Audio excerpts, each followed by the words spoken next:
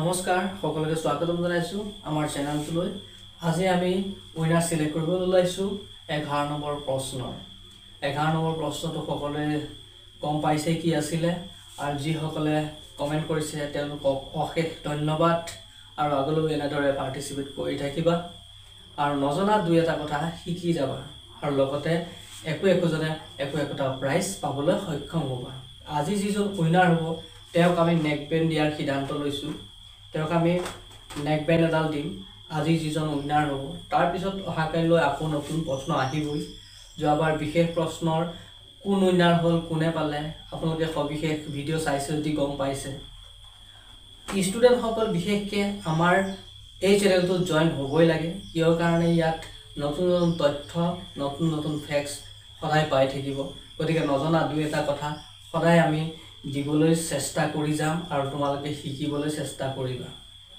আমি সদায় নতুন তথ্য যোগোটাবলৈ চেষ্টা কৰিম যাতে তোমালোকে চাই দুটা নতুন কথা শিকিব পাৰা। আমাৰ যিখিনি ভিডিঅ' আপলোড হৈছে এতিয়ালৈকে কুইজ আমি দুখন স্কুলত এতিয়ালৈকে সম্পন্ন কৰিছো আৰু ছাত্ৰ ছাত্ৰীসকল বিশেষকে যিকেইখন স্কুলত আমি ইতিমধ্যে প্ৰতিযোগিতা কৰি আহিলো তেওঁলোকক কিছুমান প্ৰশ্ন সোধা হৈছিল। সেই ভিডিঅ'টোত যিদিনা আমি প্ৰগ্ৰাম কৰিছিলো তাত যিখিনি কুৱেশ্যন মই কোৱা নাই বা তেওঁলোকক কমেন্ট কৰিব কৈছো, কিন্তু তেওঁলোকে কমেন্ট কৰা নাই। মই আকৌ ৰিকুৱেষ্ট কৰিছো যাতে তেওঁলোকে সেই প্ৰশ্নখিনি যুগুতাই আমাৰ কমেন্ট বক্সত কমেন্ট কৰে যে প্ৰশ্নটোৰ উত্তৰ কি আছিল, তেতিয়াহে তেওঁলোকো দুটা কথা শিকিব পাৰিব। কমেন্টখিনি আকৌ এবাৰ গৈ ভিডিঅ'টো চাবা, কাৰণ দিৰিং পথাৰৰ বালিচাঙৰ দুইটা ভিডিঅ'তে আছে তেওঁলোকক কিছুমান কমেন্ট কৰিবলৈ কোৱা হৈছিল আৰু সেই ভিডিঅ'টোতে কিছু প্ৰশ্ন আমি এৰি দিছিলো, উত্তৰখিনি তোমালোকক দিবলৈ কৈছিলো, তোমালোকে দিয়া নাই।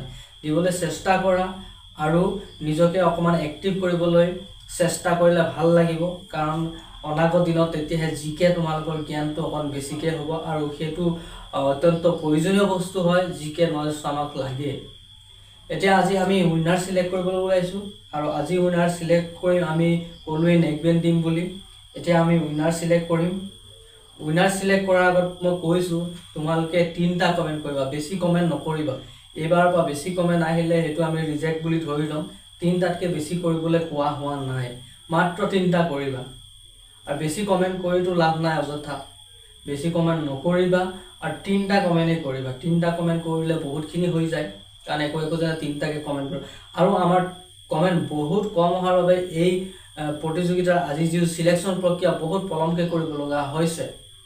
এইখিনি কমেন্টৰ ওপৰত নিৰ্ভৰ কৰে। মই ভাবিছিলো আৰু অনাগত দিনত আৰু ভাল অকমান গিফ্ট ৰাখিম, কিন্তু কমেন্টৰ সংখ্যা এনে ধৰণৰ আহি থাকিলে গিফ্টসমূহ ওপৰলৈ কেনেকৈ যাব।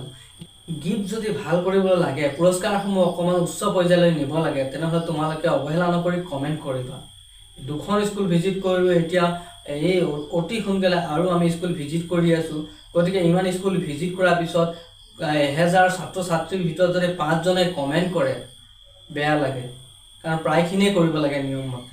এইটো কোনো মই ৰিলছ বা ডান্সৰ ভিডিঅ' নহয় যে তোমালোকে চালে চোৱা মনোৰঞ্জন কৰা। ইয়াত দুটা কথা শিকিবলৈ আমি ভিডিঅ'টো বনোৱা হৈছে আৰু দুটা নজনা কথা যাতে সকলোৱে শিকক, আমিও সেইবাবে আগ্ৰহী হ'ম তোমালোকে যদি কমেন্ট কৰি যোৱা আৰু কমেন্ট কৰিবা বুলি আশা কৰিলো।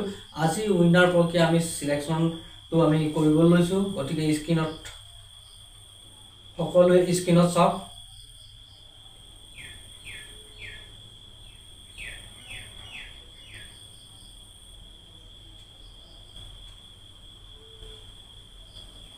আজিৰ উইনাৰ আমি পাই গলো। আজিৰ উইনাৰ নাম হ'ল @ডিম্পি দৈমাৰী।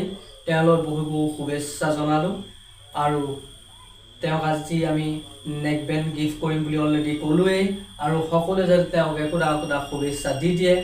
তুমি যোনখন স্কুলে নোহোৱা কিয় বা স্কুলৰ নহ'লেও অন্যৰ হ'লেও কোনো কথা নাই, তুমি কমেণ্টত গৈ পেলাই ক'ৰ হয় তোমাৰ ডিটেইলটো আমি দিবা আৰু আমাৰ হোৱাটছআপ নম্বৰটো দিয়া থাকিব, তাত গৈ আমাক হোৱাটছআপ মেছেজ কৰিব পাৰিবা আৰু আমি চেষ্টা কৰিম অতি সোনকালে তোমাক প্ৰাইজটো দিবলৈ।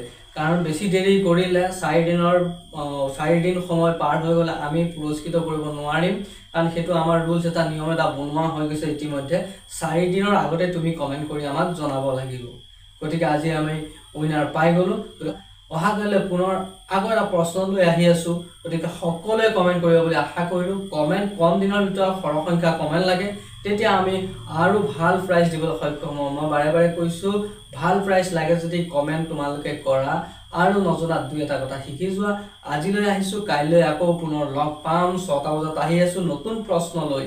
গতিকে সকলোৱে কমেণ্ট কৰিবা। জয় আই অসম।